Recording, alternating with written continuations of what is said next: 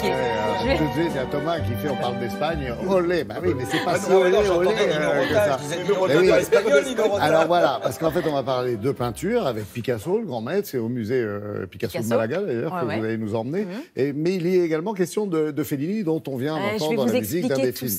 Je vous explique tout ça. Déjà, si l'exposition que je vais vous présenter existe, c'est parce qu'elle fait partie d'un cadre, d'un grand projet, un vaste projet européen qui unit une soixantaine d'institutions en Europe, et des institutions qui s'unissent autour d'une programmation qui rend hommage à Picasso, et ce pendant 3 ans.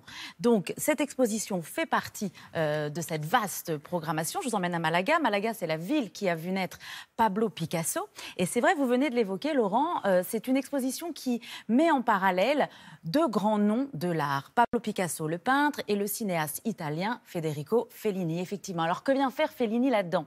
Eh bien, figurez-vous qu'entre les années 60 et la fin des années 80, Federico Fellini a noté scrupuleusement chaque matin, avant d'aller travailler, ses rêves de la nuit écoulée. Il a détaillé tous ses rêves, il les a dessinés, parce que Federico Fellini, avant d'être cinéaste, c'était un dessinateur de presse. C'est un rêveur. Effectivement, et dans ses rêves, donc déjà on découvre que dans ses rêves, parce qu'il a tenu un livre, donc ce livre a été publié, on découvre déjà qu'il avait un coup de pinceau incroyable, on découvre aussi que ses rêves ont inspiré un bon nombre de scènes et de personnages de ses films, mais dans ses rêves, il y fait aussi des rencontres, et c'est là que je viens à Pablo Picasso, parce que dans ses rêves, il rencontre Pablo Picasso à plusieurs reprises, et c'est le point de départ de cette exposition. Federico Fellini a rêvé de Picasso, donc on met en parallèle ces 2 grands noms de l'art que je vous propose de découvrir maintenant.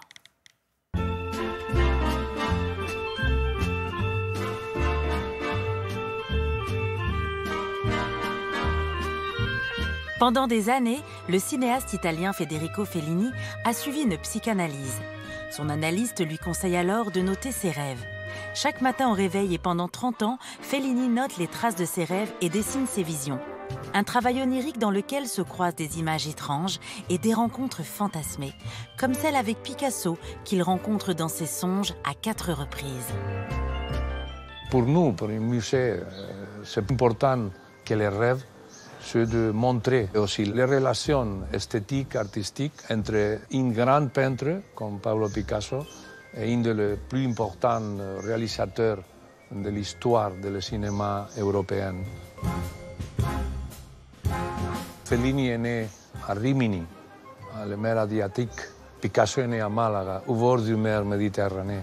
L'Italie et l'Espagne, nous avons une relation historique, culturelle, religieuse très forte. Mais si on regarde l'œuvre de Federico Fellini et on regarde les travaux plastiques de Pablo Picasso, tous les deux, il y avait des points communs.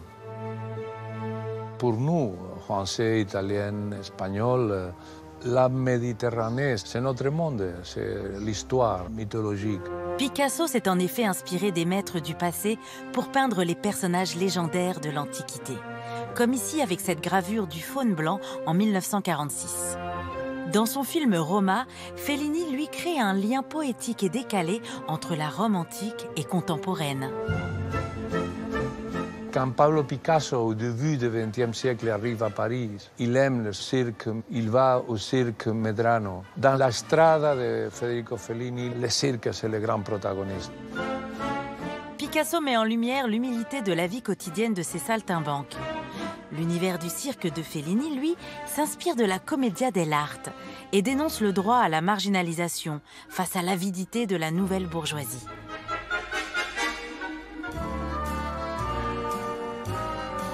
Autre point commun du cinéaste et du peintre, les femmes.